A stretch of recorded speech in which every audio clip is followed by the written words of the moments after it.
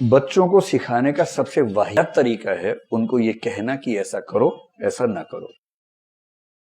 ऐसी हर चीज को बच्चा अपनी आजादी पे हमला समझता है और वो खौफ के मारे करता है। जो आप कहते हैं करता है, केवल खौफ के मारे करता है, इसलिए नहीं करता कि उसके मन में वो बात आ रही है।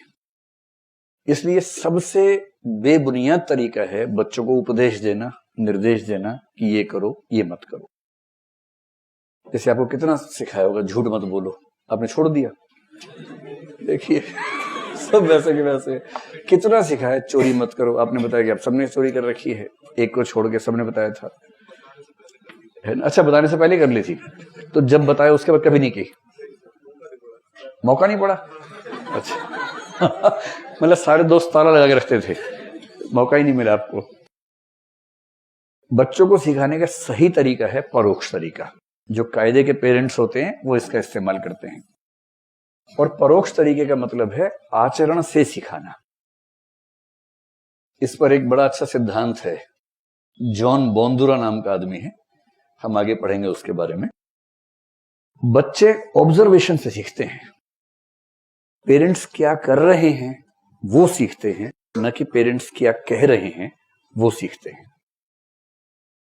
कई माँ बाप बड़ी दया वाले भाव से बोलते हैं, जैसे बाप मान लीजिए सुट्टा लगाने वाला आदमी है, बच्चों ने बिगड़ गया था, उसके बाद से पिए जा रहा है, सिगरेट पिए जा रहा है, दिन में 30-40 फूंक देता है। इतना फूंकता है कि उसको घर में भी नहीं रहा जाता उसके बिना। मतलब कुछ लोग ऐसे हैं कि बाहर फूंक के आते हैं सिगरेट, अंदर नहीं, घर के अंदर पवित्र बन जाते हैं अचानक। फिर तलब उठी, बाहर के किसी बहाने से फू फू फू किया, उसके बाद वापस आ गए घर में। कई लोग तो इस तरह से करते हैं। ठीक है, वो फिर भी इस सेंस में ठीक है कि बच्चे के सामने ऐसी हरकत नहीं कर रहे, भाई खुद को कंट्रोल नहीं कर पा रहे, कोई बात नहीं, बच्चे को तो मत खराब करो। कुछ इस से पार हो जाते हैं, फिर वो घर के अंदर ही कार्यक्रम शुरू कर देते हैं।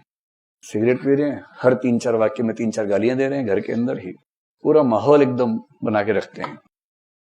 अब बच्चा वो सब सुन रहा है, वो सब देख रहा है। बाप को गिल्ट फीलिंग भी हो रही है कि मेरा बच्चा क्या देख रहा है, क्या सोचेगा, क्या सीखेगा। क्या सोचेगा से तो मुक्त हो चुका है वो, और क्या सीखेगा उसके मन में ही आता है। तो ऐसे पेरेंट्स बच्चों के सामने बड़ी दयनीय सा चेहरा बना के बोलते हैं कि बेटा ये सीखना मत, मैं तो बेटा बहुत मजबूर हूं बेटा, गलती से मैंने शुरू कर दिया था बेटा, ये तो जहर है बेटा, जहर, मेरे फेफड़े खत्म हो गए बेटा, मैं जल्दी मर जाऊंगा, तुम ये मत करना बेटा। बच्चा बोलता है हाँ पापा मैं कभी नहीं करूंगा। उसके मन में आता है एक बार तो ट्राई करूंगा।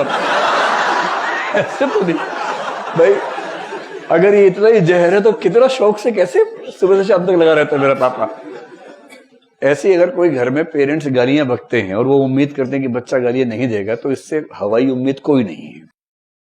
वो गाली नहीं देते हैं तो भी ये उम्मीद नहीं करनी चाहिए कि बच्चा नहीं देगा, लेकिन अगर वो गाली दे रहे हैं उसके बाद तो उनको हक ही नहीं बनता है। 2 साल का बच्चा अगर घर में गालियां दी जाती है, वो बाहर के इलाके में प्रसिद्ध हो जाता है कि 2 साल का बच्चा पर गालियां बड़ी अच्छी देता है। ऐसे बच्चे प्रसिद्ध हो जाते हैं अगर घर के अंदर गालियां चल रही हो। आपने ऐसा कोई बच्चा देखा हो? शायद मैंने तो एक देखा है। एक हमारा पड़ोसी था, उसका घर क्या था, गांव था, मतलब 5-6 परिवार मिलकर रहते थे एक ही घर में, संयुक्त परिवार था। उनमें एक चाचा था, एक ही होता है बेसिकली, खूब गालियां बकता था। और वो 2 साल का बच्चा इतना था, अब उस बच्चे की डिमांड इतनी ज्यादा थी, वो बच्चा तोतली आवाज में गालियां बकता था। आप समझ रहे कि तोतली आवाज में गालियां। तो आसपास के घरों में सब लोग उस बच्चे को बुलाते थे, इधर चॉकलेट खाओ, चॉकलेट खाओ, दो गाली दो। वो उसकी थोड़ा तोतलाती आवाज में गालियां सुन के मुग्ध हो जाते थे, कितनी मीठी मीठी गालियां दे रहा है, उसके बाद चॉकलेट। और बच्चा मस्त रोजगार मिल गया मुझे तो। इतनी कम उम्र में रोजगार, देखिए कितनी बड़ी बात है।